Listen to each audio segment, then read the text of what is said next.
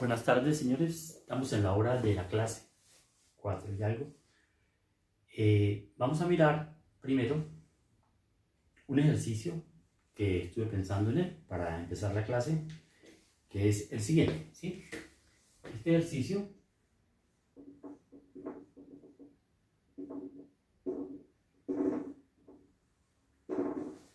dice algo que ya hemos venido discutiendo antes. Pide hallar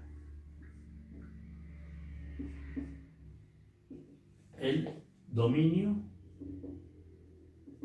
de f si la función f de xy tiene esta forma: raíz de 4 menos x2 menos y2, y abajo tiene esto, logaritmo natural de x por y.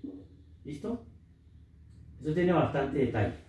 Entonces, mire, para que usted pueda calcular la función se deben cumplir dos condiciones. Primero, que esto sea mayor o igual a 0. Entonces debe tenerse. Se debe cumplir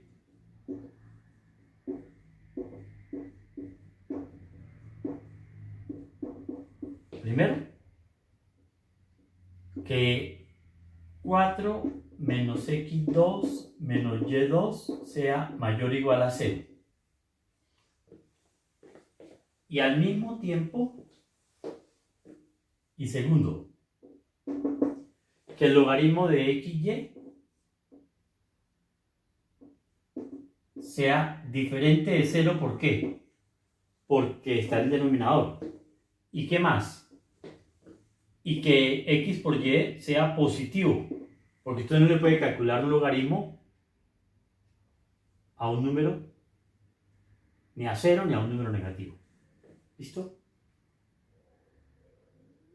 Bueno, alguien dirá, es una cosa, ¿no? X por y tiene que ser positivo para que usted pueda calcular el logaritmo. Y el logaritmo no puede ser 0, porque acuérdese que el logaritmo natural de 1 es 0. Entonces, ¿qué vamos a hacer? Si tomamos nosotros aquí, para que se vea como mejor el asunto, esto que está acá me da el interior de una circunferencia de radio 2, porque continuando con el desarrollo acá, esto quedaría pasando para este lado que x cuadrado más y cuadrado es menor o igual que 4. O sea, la parte de adentro de una circunferencia de radio 2. Entonces, para que nos quede algo más o menos aproximado, voy a tomarme aquí la libertad de manejar creo que no lo había hecho antes. A ver si nos queda una cosa más seria, ¿no es así? ¿Listo? Le hacemos acá este trazo y nos queda algo más aproximado. ¿Listo? Aquí tenemos pues.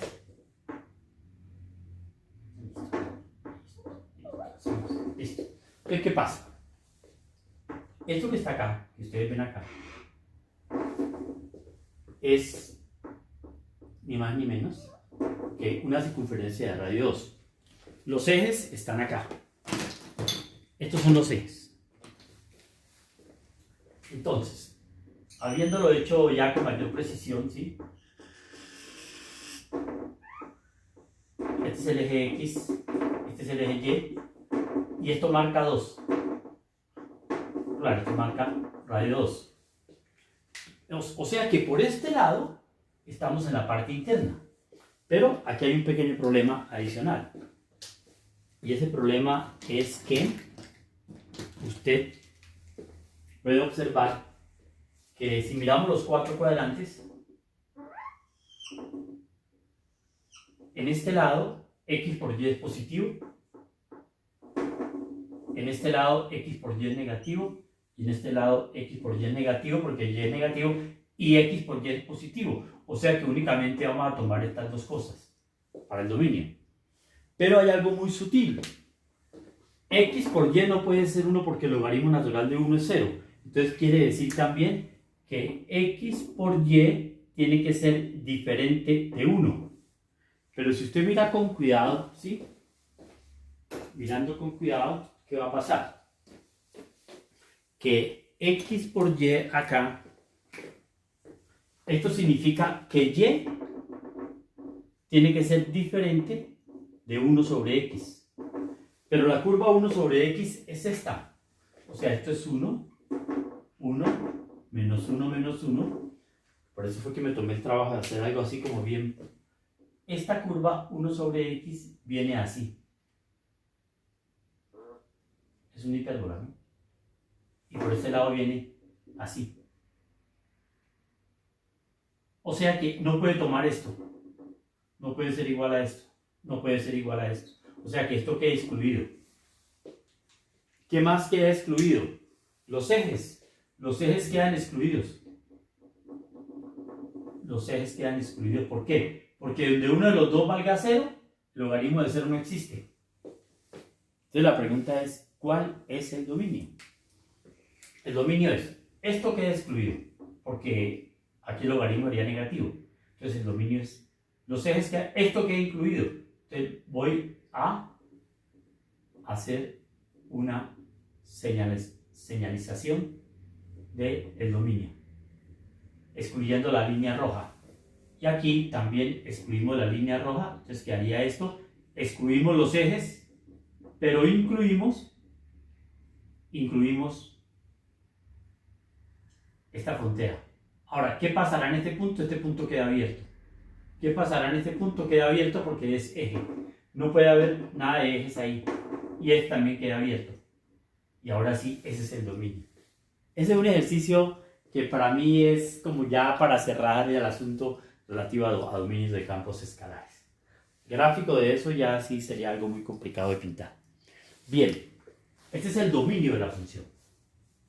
No están incluidos los ejes. No está incluida esta curva porque ahí el logaritmo vale 1 y estos sectores quedan excluidos porque el producto daría negativo. O sea, aquí el producto es negativo x por y, positivo, positivo, negativo. Entonces solamente es ese pedazo. Bien. Entonces pasemos a otro tema de hoy, que sería el siguiente, digamos, tema que vamos a tratar hoy es ¿qué es un campo escalar? Porque usted más adelante también se va a hacer la pregunta ¿qué es un campo vectorial? Entonces, ya sabemos que un campo escalar es una función, pero yo les quiero mostrar a ustedes algo que está muy relacionado con los campos escalares, que se llama esto: origen físico de los campos escalares. Origen físico de los campos escalares. Y eso es importante porque, mire, usted tiene que acostumbrarse a decir campo de temperaturas, tiene que acostumbrarse a decir campo de fuerzas, campo de velocidades, campo de presiones barométricas, etc. Eso usted lo tiene que mirar dentro de un mismo concepto. Y aquí vamos a ver todos esos elementos. Pero vamos a empezar con un campo escalar. Vamos a mirar el siguiente ejemplo. Entonces, consideremos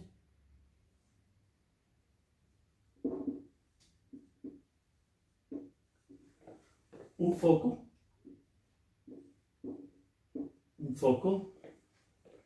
Bueno, para que se entienda, vamos a tomar el plano que ya acá. ¿Sí? XY. Entonces, vamos a considerar que aquí en el centro, en el puro origen del sistema, hay un foco. O sea, en 3 dimensiones, el ideal sería como el Sol. El Sol, en un punto del espacio, irradia calor en todas las direcciones. Entonces, esto es como un foco. Puede ser prender candela, pero solamente se va a mover en 2 dimensiones. Consideremos un foco irradiando calor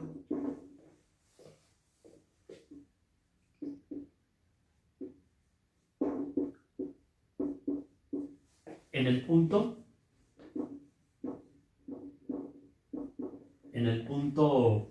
O de coordenada 0, 0. ¿Listo? Este punto. Entonces, como aquí hay una fuente de calor, como el caso del Sol, ¿qué va a pasar con este punto? Este es un punto P del plano XY. Esto es X y esto es Y. Entonces, luego, todo punto P de coordenadas XY queda dotado, sería la palabra, de una temperatura. Una temperatura.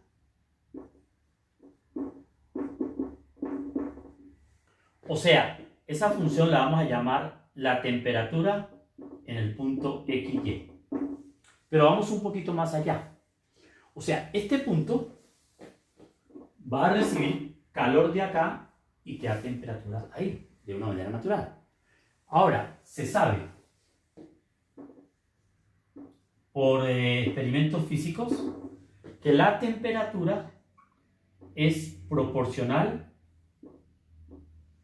o inversamente proporcional a la distancia, o es proporcional al inverso de la distancia. Pero esa distancia que yo estoy mencionando ahí es esta. Esa distancia es esta. Esta es la distancia. Lectura de esto.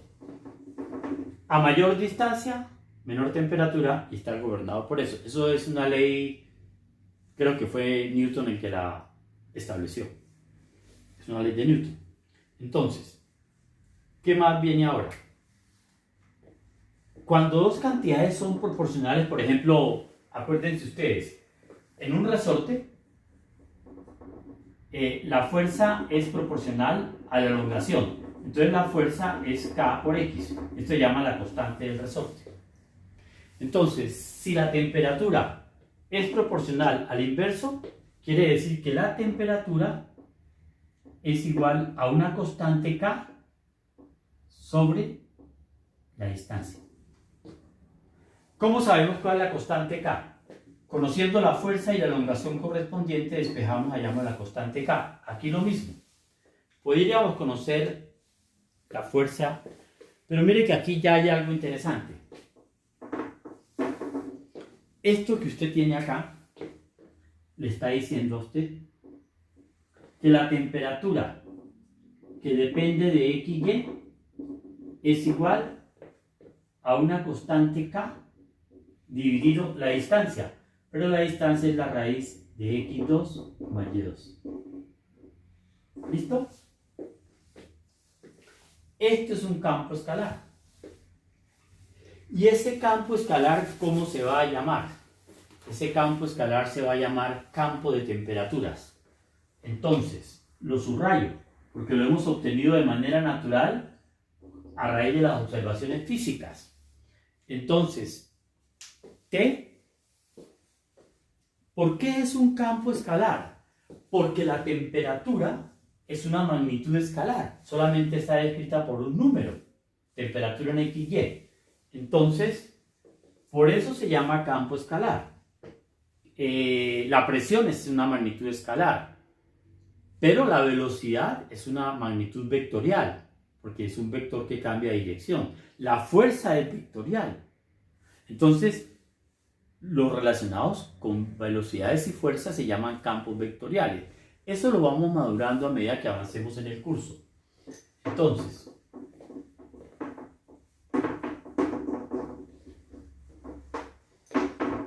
sigue. La pregunta es, ¿cómo hallamos el valor de K? Entonces, digamos que usted se va allá al campo donde está pasando esto y toma la temperatura aquí.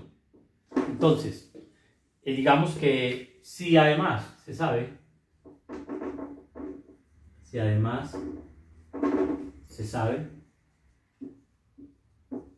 que la temperatura en el punto 4,3, que tiene como cara 4,3, digamos que ese es 4,3, ¿no? Bueno, es 20 grados centígrados, o sea que una persona tomó la temperatura aquí y le marcó 20 grados centígrados, y yo tengo el punto y tengo la temperatura, puedo hallar el valor de la constante K.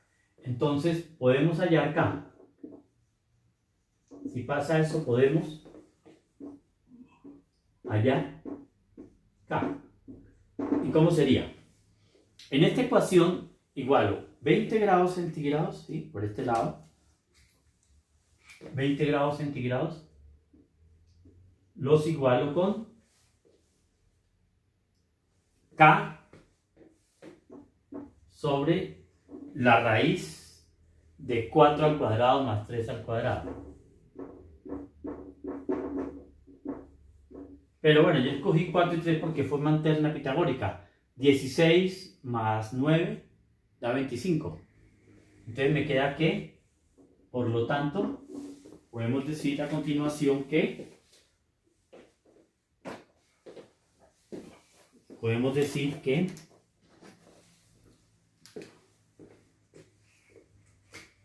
que 20 es igual a K sobre 5. En pocas palabras, que la constante K es igual a 100. Listo. Entonces, con esa medición adicional que se hizo, se logra darle un carácter ya muy preciso al campo de temperaturas. Entonces, el campo de temperaturas es un campo escalar. Es un campo de temperatura porque está asociado a un problema de temperaturas. Entonces, T de XY está dado por la fórmula 100 sobre la raíz de X2 más Y2. Bien, ese que está ahí, como lo hemos obtenido, se va a llamar, dentro de la terminología física, un campo de temperaturas. Un campo de temperaturas. Y como usted sabe que la temperatura es una magnitud escalar, este es un campo escalar. De ahí la palabra campo escalar. ¿Okay? Ahora, pero vea usted que tenemos acá una función descrita de esa manera. Yo puedo hacer esto. Esta es una función que, si usted la analiza bien, ¿qué hace T? Arranca de R2, como todo campo escalar, y llega a R. Bien. Por ejemplo, la pareja 4,3, ¿en cuánto le envía? Pues en T de 4,3, que sería 100 sobre 5, porque esto da 25, y eso me da 20. O sea, que es coherente con que la temperatura es 20, pero no solamente la temperatura es 20 ahí, sino que yo puedo encontrar la temperatura en todos los puntos del plano, gracias a lo que yo acabo de hacer. Bien. Entonces, mirando esto, podemos seguir acá.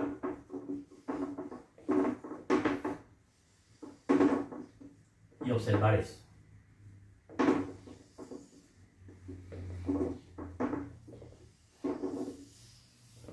Resulta que esta función, que ya tenemos claramente establecida, se vincula a todo lo que hemos venido viendo por esta razón.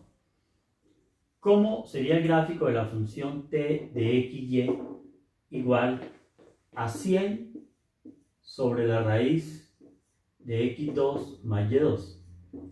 Entonces, ese gráfico iría de esta manera. Toma usted aquí los ejes.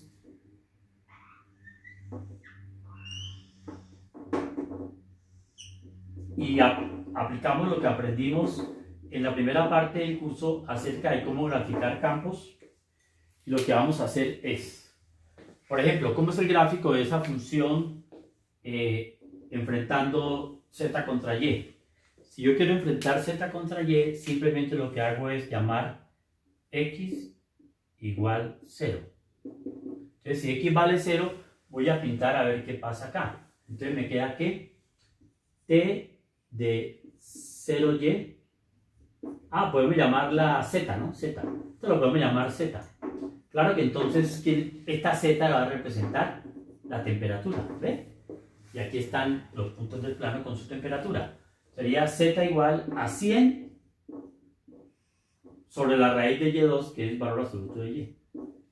Pero esa gráfica es, si usted aquí a esto lo llama 10, esto será 10, y esta es una gráfica que va a tener esta forma. Por acá, como una hipérbola, ¿no? Y por acá. Listo. Pero por este lado va a ser lo mismo, porque es exactamente el mismo tratamiento de las dos variables, y por este lado viene así. Entonces yo puedo aquí completar esto, y aquí completar esto, y tengo un gráfico de la superficie. O sea que este gráfico me está diciendo cómo se comporta la temperatura en cualquier parte. Entonces, por ejemplo, ¿dónde tengo yo el punto 10? Esto sería 3, 4, esto sería por aquí sería el punto 4, 3, por acá. Este punto 4, 3, si usted se levanta, ¿dónde lo va a encontrar? 10, por acá en 20. Y a la temperatura va a valer 20. En este punto de coordenadas, 4, 3. La temperatura vale 20. Pero hay más sobre esto. Por ejemplo, ¿cómo sería una curva de nivel? Curva de nivel, digamos, ¿qué pasa cuando t de xy usted lo iguala a 20?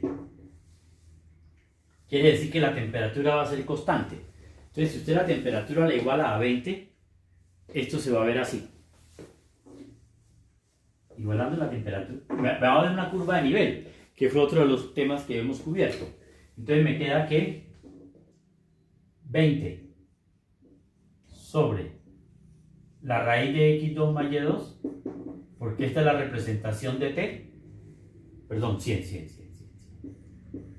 Tiene que ser igual a 20. Entonces, ¿qué pasa? Estoy encontrando una curva de nivel. Esa curva de nivel me va a dar aquí 20, y esto me queda 5. Me queda 5 es igual a la raíz de x2 más y2. En pocas palabras, me queda x cuadrado más y cuadrado igual a 25. Pero ¿dónde está 5? Como por acá. Por acá está 5. O sea que yo tomo una curva de nivel por acá. Vean, esta se llama una curva de nivel. Claro que la curva de nivel uno también la puede representar aquí abajo, ¿no? Veanla, es esta. Esta curva de nivel, que fue lo que vimos en la clase anterior, es una de tantas. Pero por ser curva de nivel, cada una de estas curvas de nivel tiene un nombre muy especial. Por ejemplo, esta curva de nivel se llama una isoterma o isotérmica. Una curva isoterma o isotérmica. ¿Por qué? Porque todos los puntos del plano que están aquí van a tener una temperatura constante de 20. Entonces, por ejemplo, busquemos una curva de nivel 10. ¿Cómo sería? Curva de nivel 10 sería esta. Tome usted la temperatura, o sea, esto queda aparte, y aquí ahora veamos otra cosa. Tome la temperatura T de XY y busque cuando la temperatura es 10. O sea, cuando la temperatura es 10. Que mirándolo aquí, para que sea 10, esto debería venir así. ¿De acuerdo? Una circunferencia como más grande, ¿no? Claro. Sí, sería así. Entonces, ¿yo qué hago? Lo que hago es tomar 100 sobre la raíz de x2 más y2, como hice con el anterior, e igualarlo a 10. Se cancela y queda que x cuadrado más y cuadrado es igual a 100. Pero eso me da una circunferencia de radio 10. Vean que más o menos quedó precisa, ¿no? Aquí es una circunferencia que la voy a pintar con un color que sea más visible. Esta que está acá se llama la curva donde la temperatura se llama T10. Y esta curva que está acá, la primera, se llama T20. Aquí la temperatura vale 20 en estos puntos, el foco está aquí, ¿no? Pero la temperatura es una nueva dimensión, que es el termómetro que marca la temperatura. O sea que ahí empiezo a generar curvas de nivel que son círculos. Claro, porque alrededor del Sol las superficies de nivel son esferas, aquí son círculos. Bien, conclusión, este era un ejemplo que también quería hacer hoy. Y la tercera parte de hoy es lo siguiente, que es el último tema de hoy. Hoy empezamos límites y continuidad. Entonces, ¿cómo vamos? Estamos en la segunda semana. Estamos empezando límites y continuidad. Después de límites y continuidad, vemos derivadas. Y cuando veamos derivadas, vamos a ver una cosa que se llama el gradiente. El gradiente tiene unas propiedades. Cuando terminemos las propiedades del gradiente, vamos a hacer primer parcial. Claro, segunda semana. Pero bueno, les advierto más o menos, les advierto, no, les aviso cómo es lo que sigue, ¿no? Vamos a ver primero límites. Entonces la tercera parte de hoy vamos a ver como tercera parte lo siguiente. Estos se llaman límites, se llaman así, límites de campos escalares. Límites en campos escalares.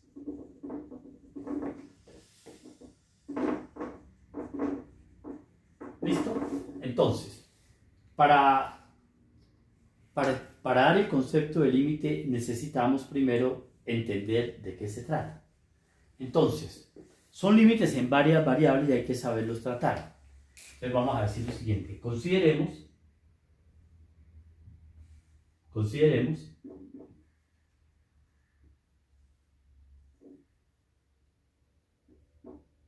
el siguiente límite. Se llama límite cuando la pareja XY tiende a 1, 2 de una función x cuadrado más y cuadrado. O sea, eso que usted está viendo ahí corresponde más general a esto. ¿Qué es un límite? Cuando la pareja XY tiende a AB de una función campo escalar f de XY. O sea, este es un caso particular de esto. Esto es lo que vamos a definir. Pero uno puede hacer dos miradas al problema. La primera mirada es esta. Este es el eje X y este es el eje Y. El punto 1, 2 es el siguiente. Punto 1, 2 es 1 y aquí sería 2. Este es el punto 1, 2. ¿De acuerdo? ¿Qué hace XY? O sea, este punto, aquí está el punto P de coordenadas XY. Perdón, 1, 2. Punto P de coordenadas 1, 2. ¿Qué hace XY? La variable XY se está acercando a 1, 2. Y resulta que a uno que intuitivamente ¿qué le indica esto? Que X se acerca a 1 y Y se acerca a 2. Entonces, esto va a suceder que si nos va bien con este límite, esto tiene que ser 1 al cuadrado más 2 al cuadrado y esto es igual a 5. ¿Sí? Intuitivamente lo hemos tomado bien. Ahora, esto es la apreciación del movimiento en el plano XY para XY, pero también hay que entender que hay un movimiento en 3 dimensiones que es el siguiente. Ese movimiento en 3 dimensiones es este. Ahora, XY, ¿dónde está el punto 1, 2? El punto 1, 2 es este. 1, 2. Ese es el punto 1, 2. Pero, ¿cuál es la gráfica de la función z igual f de xy igual a x cuadrado más y cuadrado? Pues esa gráfica es un paraboloide. Ese paraboloide Bueno, aquí va el eje Z. Ese paraboloide va a venir así. 1, 1, 1, 2, 3, 4. 4 también acá. El paraboloide es este. Con todas las... Y lo podemos prolongar un poco más para verlo en mayor perspectiva. Bien. Entonces, el punto al cual usted se está acercando es este. Se llama el punto P de coordenadas 1, 2. Se está acercando a este punto. Pero resulta que cuando usted calcula... A ver, calcule aquí f de 1, 2. Si usted calcula f de 1, 2, esto le va a dar 5. O sea que en un comportamiento bien bueno, sería 1, 2, 3, 4, 5. Esto quiere decir que este punto alcanza la superficie a una altura de 5. ¿Ve? O sea, eso es lo que está pasando. O sea que cuando XY tiende a 1, 2, esta que viene aquí moviéndose, este puntico que se viene moviendo acá, se llama el punto F de XY. F de XY, ¿a cuánto tiende? Tiende, claro, si está donde, si está por acá, este punto, ¿a dónde caería? Aquí. Este sería el F de XY, ¿ve? Pero a medida que se acerca, esto se mueve vertiginosamente ¿hacia dónde? Hacia 5. O sea, la F tiende a 5 cuando XY tiende a 1, 2. Eso es lo que uno tiene que asimilar. ¿Ven? Entonces, ¿qué pasa con el teorema sobre límites que vamos a ver enseguida? Es un teorema que nos va a facilitar la vida para poder calcular límites. Pero aquí no nos vamos a demorar mucho porque este no es el tema importante. Sí es importante entender esto, que es un límite en dos variables. Que usted se puede acercar por derecha, por izquierda, por arriba, por debajo, pero eso es irrelevante para lo que tenemos que ver más adelante, que se llama derivadas. Eso lo tenemos que entender bien y manejar. Pero esto lo vamos a realizar de una manera relativamente rápida. Entonces, ¿qué es relativamente rápida? Vamos a ver unos teoremas que nos permitan justificar todo este límite y entenderlo mejor aún. Esos son dos teoremas, ¿bien? Bueno, claro que los primeros teoremas son estos. Entonces, teorema número 1 sobre límites.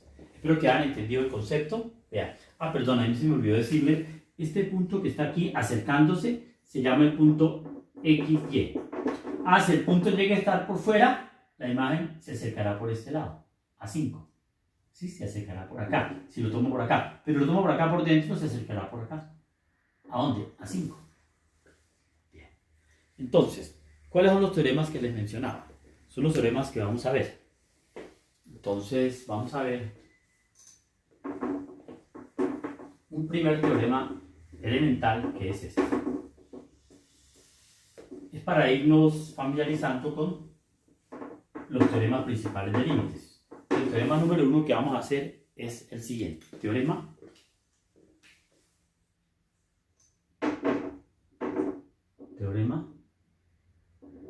primero sobre límites. Este teorema tiene dos partes. Digamos que primera parte y segunda parte, ya les digo qué es. Dice, primera, dice que si usted coge el límite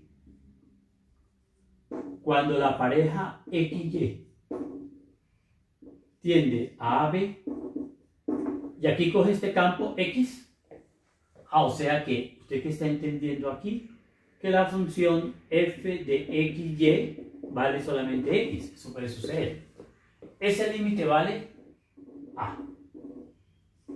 ¿Sí? Y entonces, ¿qué va a pasar con el otro límite básico? Que el límite, cuando la pareja XY tiende a AB de Y, vea que la X no está involucrada, solamente la Y. Entonces, ¿la Y a cuánto tiende? Pues, ya ven. Esos son dos límites básicos que se pueden demostrar, desde luego, pero gastaríamos mucho tiempo y queremos llegar rápidamente a donde las cosas se ponen bien interesantes. Entonces, este es el primer teorema. ¿Cuál es el segundo teorema? O sea, a partir de estos límites básicos hay un segundo teorema que dice, teorema número 2.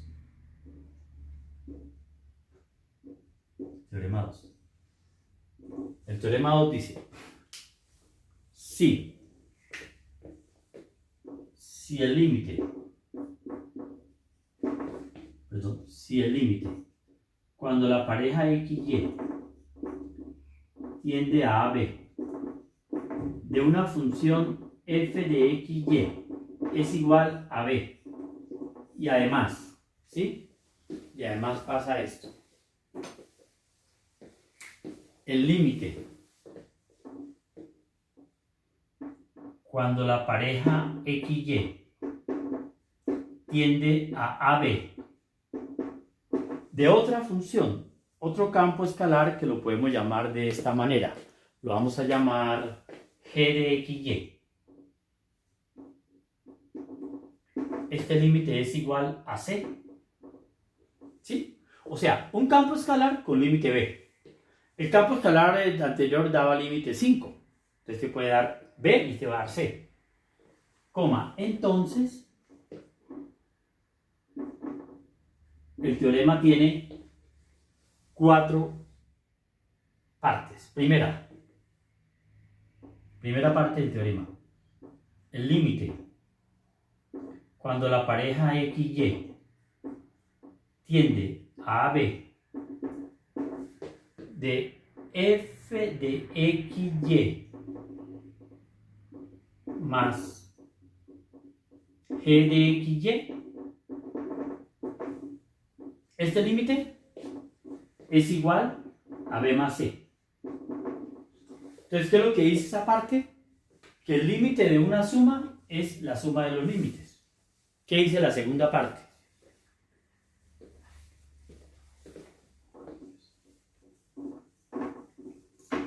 La segunda parte es esta.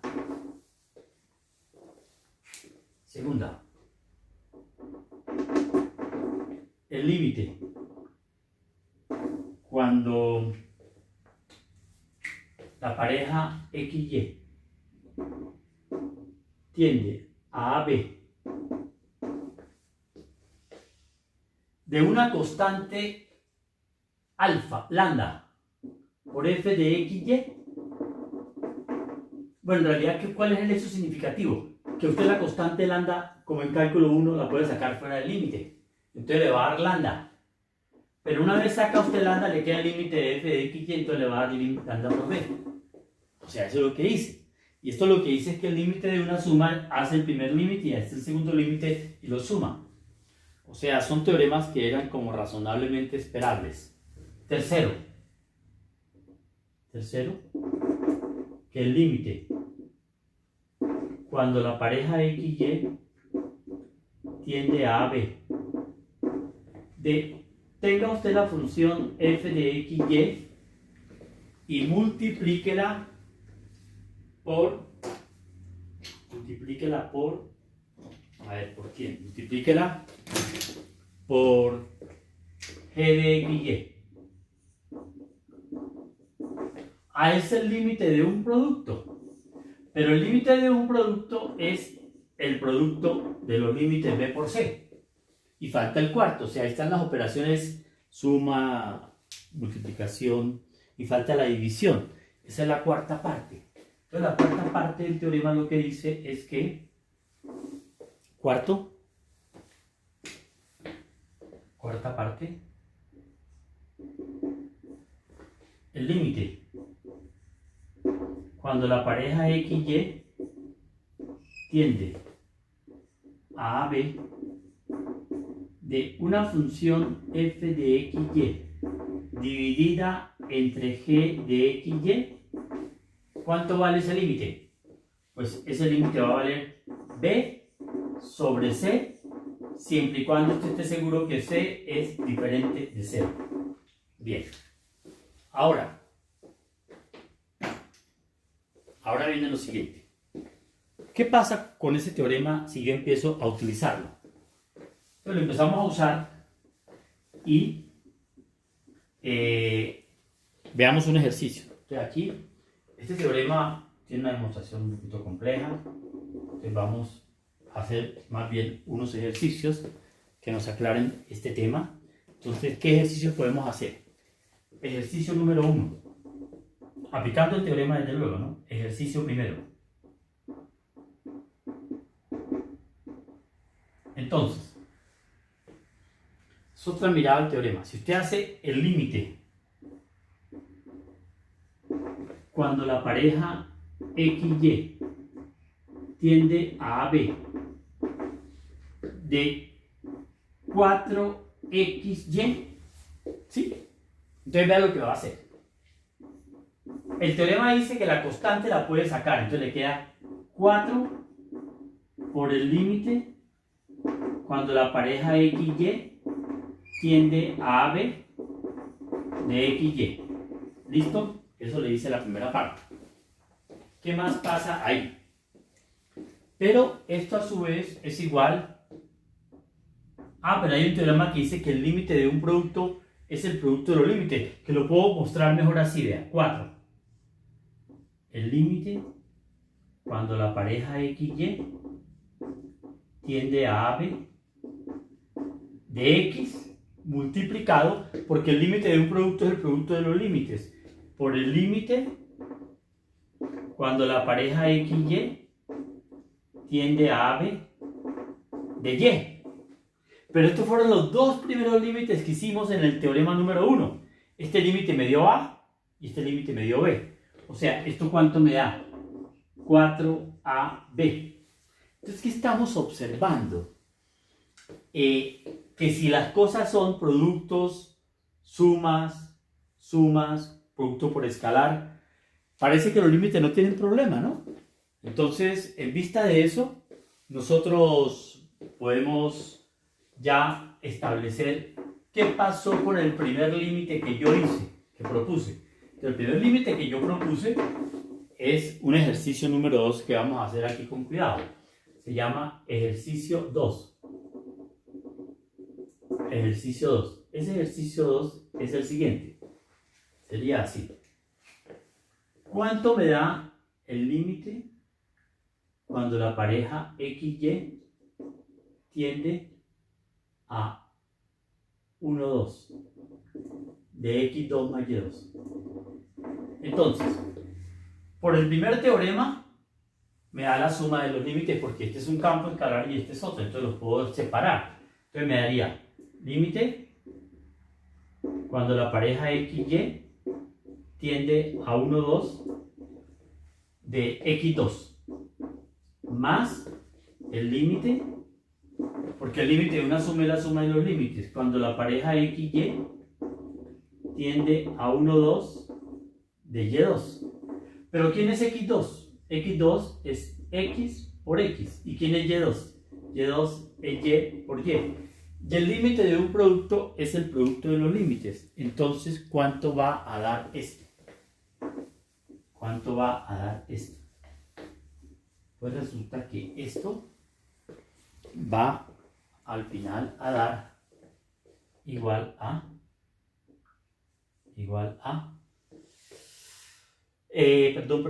sí, me haría el límite de X, que sería 1 por 1, porque es 1 por 1. Y me haría el límite de Y, que sería 2 por 2, porque el límite de Y es 2 y el otro es 2.